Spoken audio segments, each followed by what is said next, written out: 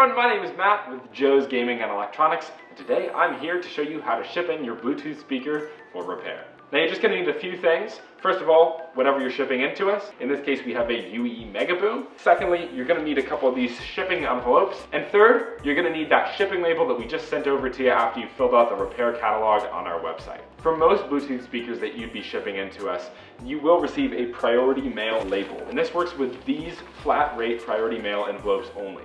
This does not work with the flat rate priority mail boxes, and we recommend using 2 of these envelopes for the most protection for your speaker.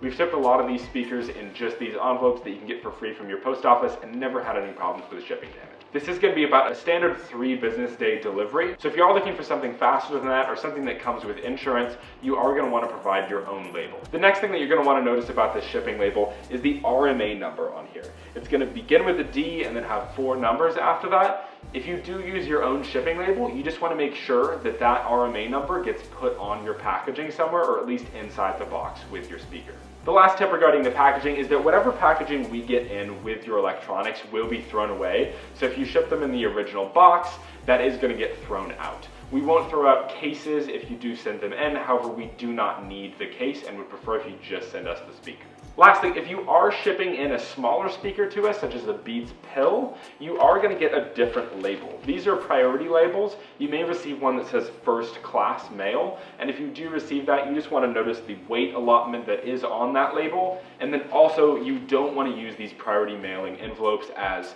you will be charged extra at the post office. The way we recommend to ship these is you just put the speaker in one of these padded envelopes and then putting that padded envelope inside another padded envelope that has your label on it.